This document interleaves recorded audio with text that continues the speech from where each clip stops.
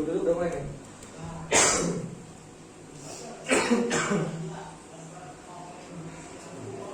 Bismillahirrahmanirrahim. Assalamualaikum warahmatullahi wabarakatuh. Waalaikumsalam warahmatullahi wabarakatuh. Alhamdulillahirrahmanirrahim. Wabillahi nasta'in wa la ilaha illallah. Shalatu wassalamu ala rasulillah. Pertama, marilah kita panjatkan puji dan syukur kepada Allah Subhanahu wa taala telah memberikan kita nikmat sehat, nikmat iman, serta nikmat Islam, serta sehingga kita bisa dapat berkumpul di tempat yang berbahagia ini. Salawat serta salam tak lupa juga tercurah kepada junjungan Nabi besar Muhammad sallallahu alaihi wasallam yang telah membawa kita dari zaman jahiliyah menuju zaman Islamiyah, dari zaman kegelapan menuju zaman terang benderang. Baik, pada malam hari ini saya akan membuka diskusi tentang ukhuwah. Ukhuwah, agama Islam adalah suatu agama yang di dalamnya terdapat persaudaraan atau ukhuwah, konsep persaudaraan yang lebih banyak dikenal umat Islam dengan nama ukhuwah. Dilihat dari segi bahasa, ukhuwah memiliki arti memberikan perhatian, kemudian arti ukhuwah mulai berkembang menjadi saudara atau kawan. Karena kata ukhuwah memiliki arti dasar perhatian, maka ukhuwah juga bisa dimaknai dengan bentuk konsep yang memberikan ajaran jika setiap orang yang bersaudara harus memiliki perhatian di antara mereka. Dengan begitu, hubungan sesama umat Islam menjadi semakin kuat. Sama halnya kita yang satu jurusan dengan PVPN, pendidikan vokasional teknisin, kita harus menerapkan konsep dari ukhuwah ini.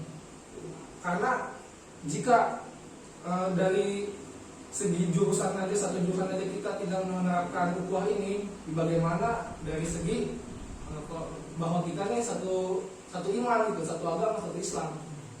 Secara umum ukhuwah itu dibedakan jadi tiga, yaitu ukhuwah Islamiyah, Insaniyah, dan Wataniyah. Yang akan kita bahas itu Islamiyah dan Insaniyah.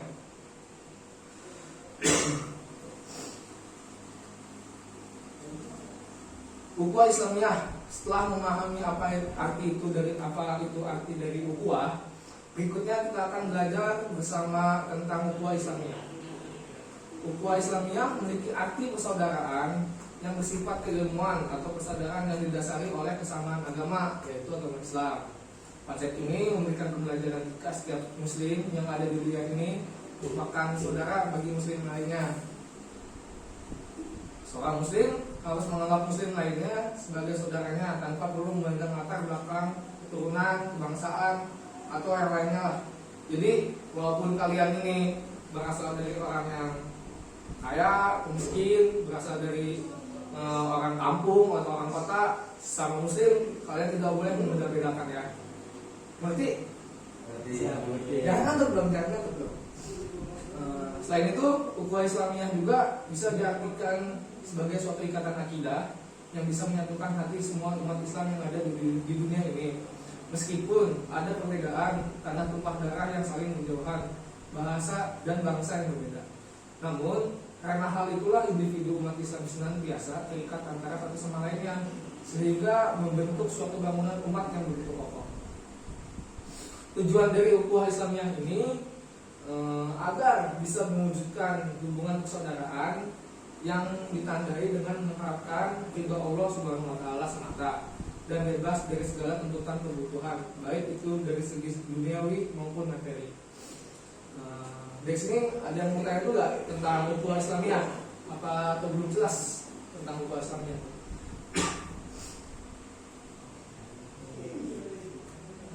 Saya deh masih ditanya terkait ukhuwah Islamiyah nih. Terkait Islamiyah yang dikaitkan dengan tadi jurusan atau begitu ya. Kan yang namanya ukhuwah Islamiyah kan tadi hubungan yang didasari atas Al-Quran dan Sunnah gitu. Nah, cuman ketika kita dalihkan dan kita arahkan ukhuwah Islamiyah ini ke jurusan, tentu jauh berbeda gitu ya. Seperti halnya yang dijelaskan oleh Mas tadi gitu, ukhuwah Islamiyah. Nah, bagaimana caranya di jurusan ini yang namanya ukhuwah Islamiyah ini tercapai gitu. Oh, jadi yang dimaksud Mas itu bagaimana di jurusan kita ini agar tercapai bentuknya konsep ukhuwah Islamiyah ini. Baik,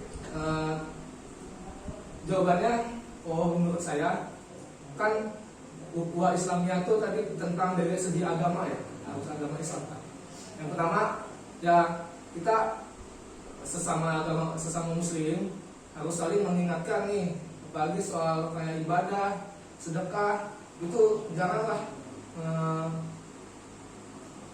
kita kayak sok duluan aja, males lah kamu aja, jangan begitu. Kalau misalkan diajak kebaikan, diajak melakukan kebaikan dengan sesama muslim, apalagi yang satu jurusan, ya sebisa mungkin kita ikutlah, karena harus selalu wajib ikut. Terima kasih. Ada lagi? Tapi misalkan udah diajak begitu, tapi dia alasannya, aduh saya gini, gimana ya tanggapannya Mas? Ya. Biar si teman saya itu ikut sholat. Gimana? Oke, baik. Itu baik lagi ya ke individu masing-masing. Kan kita sesama saudara, bukan beda ya zaman kita sama zaman Rasulullah. Kalau dulu ada kaum atau ada umatnya yang gak mau melakukan kayak ibadah, zakat, yaitu apalagi menentang aturan Allah, aturan Nabi atau Rasul ya, itu wajib diperangi itu. Makanya di zaman kita ini kita nggak bisa main hakim sendiri lah gitu.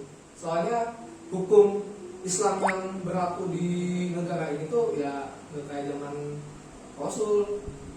Jadi ya alangkah baiknya kalau misalkan kita udah mengingatkan, ya udah kita udah melakukan salah satu kewajiban lah, yaitu saling mengingatkan kan dalam saudara. Lagi apa saya lanjut? Berikut ayat Al-Quran dan hadis tentang ukhuwah Islamiyah yang terdapat dalam surat Al-Maidah ayat 48 yang berbunyi, A'udzubillahi minasyaitonirrajim, wa anzalna ilaika kitaba bil haqqi musaddiqan lima baina yadayhi minal kitabi wa muhaimina wa alaihi fahkum ya bainahum bima anzalallahu wa la tattabi ahum amma ja'aka minal haqq likulli ja'alna minkum syir'atan wa minhaja walau syaa Allahu la ja'alakum ummatan wahidatan walakin liyabluwakum fi ma atakum fastabiqul khairat ilallah marji'ukum jami'an fayunabbi'ukum bima kuntum fihi tahtalifun, yang artinya, dan kami telah menurunkan kitab Al-Quran kepada Muhammad dengan membawa kebenaran, yang membenarkan kitab-kitab yang diturunkan sebelumnya dan menjaganya, maka putuskanlah perkara mereka menurut apa yang diturunkan Allah, dan janganlah engkau mengikuti keinginan mereka dengan meninggalkan kebenaran yang telah datang padamu. Untuk setiap umat di antara kamu, kami berikan aturan dan jalan terang. Kalau Allah menghendaki, niscaya kamu dijadikannya satu umat saja. Tetapi Allah hendak menguji kamu terhadap karunia yang telah diberikannya kepadamu. Maka berlomba-lombalah berbuat kebajikan hanya kepada Allah kamu semua kembali, lalu diberitahukannya kepadamu terhadap apa yang dahulu kamu perselisihkan. Hadis riwayatnya dari hadis riwayat Bukhari dan Muslim dari Abu Hamzah Anas bin Malik radhiyallahu anhu dari Nabi sallallahu alaihi wasallam, beliau bersabda, tidak sempurna iman seseorang di antara kalian hingga ia mencintai untuk saudaranya segala apa yang ia cintai untuk dirinya sendiri berupa kebaikan. Itu ini ya salah satu hadis dan surat yang menjelaskan tentang persaudaraan ya, lebih ke ukhuwah Islamiyah. Kita lanjut materinya tentang ukhuwah insaniyah.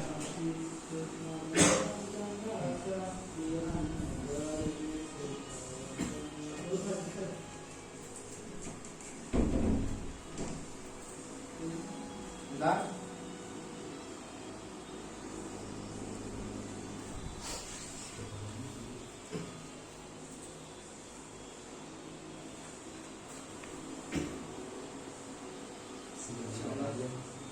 Masih ya. Makna ukhuwah insaniyah. Konsep sesama persaudaraan manusia atau ukhuwah insaniyah dilandasi ajaran bahwa semua umat manusia adalah makhluk Allah, tak terkecuali teman-teman kita yang bukan beragama Islam. Sebagaimana Allah menjelaskan dalam Al-Quran surat Al-Maidah ayat 44 yang sudah dibacakan tadi. Dia nggak sih tadi ayat 48 nggak sih? Saya lupa tuh. Tadi di ini ya. Dalam praktek keterangan yang sering timbul antara umat beragama dengan pemerintahan disebabkan oleh ya Allah ini mah udah anjing kat aja anjing semua diem ada pemerintahannya maaf mas dan politik mas iya Ini sorry. kalau ada pemerintahan gitu, kamu usahain jangan terlalu ke pemerintahan, siapa tahu bisa ke kelompok atau suatu institusi suatu organisasi instansi iya instansi kalau enggak suatu kumpulan bisa. Jadi kita enggak terpatok udah ini jangan pemerintahan juga bisa, tapi di zaman dulu kita pemerintahan di masa Rasulullah, jangan di udah ya lanjutin beriklan dulu nih panjang kan. Lanjut selanjutnya pengertian ukhuwah insaniyah. Ukhuwah insaniyah atau yang disebut persaudaraan sama umat manusia. Manusia mempunyai motivasi dalam menciptakan iklim persaudaraan yang hakiki dan berkembang atas dasar rasa kemanusiaan yang bersifat universal. Seluruh manusia di dunia ini adalah bersaudara. Ayat yang menjelaskan dasar dari ukhuwah seperti ini antara lain lanjutan dari Quran surat Al-Hujurat surat 49 ayat 10.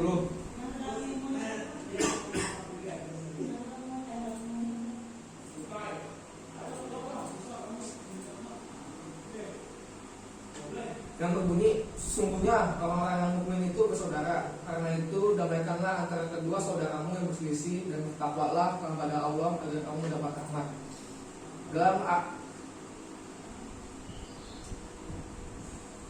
Al-Quran memerintahkan agar setiap manusia saling mengenal dan memperkuat hubungan persaudaraan di antara mereka.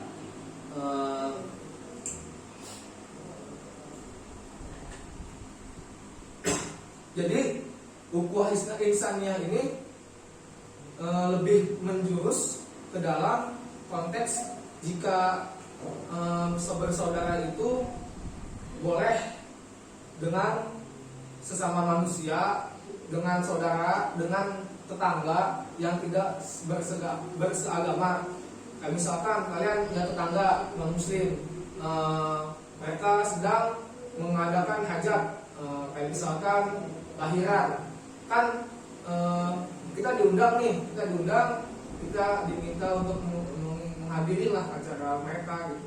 Cuman kan sebagian dari kita pasti ada berpikiran kayak halnya dia non muslim nih, takutnya entah piring, sendok atau gelas itu ada bekas-bekas makanan atau minuman yang haram gitu kan ya.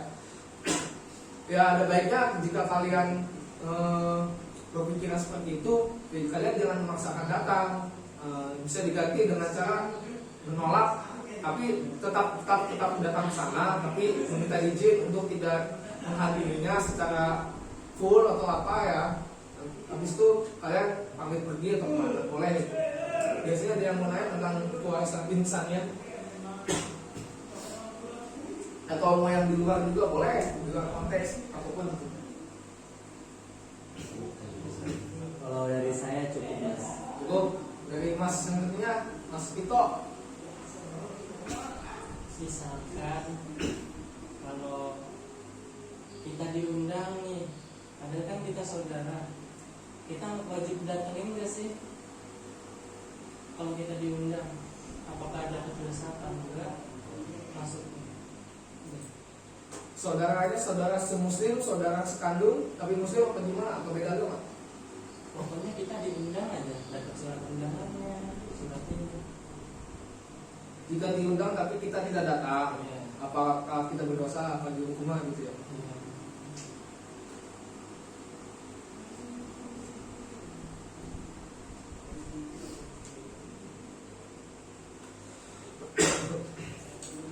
Dari yang saya tahu, kalau misalkan ya kita sudah diundang, tapi kita tidak bisa menghadiri undangan tersebut, boleh sebenarnya kita tidak datang, asalkan kalian konfirmasi ke yang sedang hajat. Kayak misalkan tidak bisa menghadiri karena sedang di luar kota atau sedang kerja, itu kan hal-hal yang tidak bisa dituntaskan secara langsung ya. Tapi kalau misalkan kalian ini emang ada waktu luang, ya sempatkanlah datang. Jangan kalian sudah diundang tapi kalian tidak datang, itu ya berdosa sih kalau menurut saya. Soalnya apalagi yang mengundang itu yang sesama muslim ya, menurut saya tuh ya. Ada juga yang kalau misalkan udah diundang dia datang hajat. Nah ini nih yang harus harus diperhatikan lagi lah. Kayak misalkan kalian ini kalian ini kalian datang ke acara pernikahan orang, tapi kalian tidak sebenarnya diundang. Kalian datang, duduk, makan, udah kalian pulang. Nah itu yang pertama tuh itu nggak sopan. Terus yang nggak diajarin juga di agama, mau dia sebenarnya kayak tetangga kayak, mau dia oh ini kenalan gua nih, ini kenalan saya nih. Nah itu tetap nggak boleh kita datang kalau misalkan kita nggak diundang, kecuali kita diajak teman kita, misalkan ke undangan. Ya kalau misalkan udah ada yang mewakilkan, ada misalkan teman kita diundang tapi kita enggak, terus kita diajak, udah nggak apa-apa, ntar saya yang bilang, itu boleh menurut saya. Gimana yang lain? Cukup?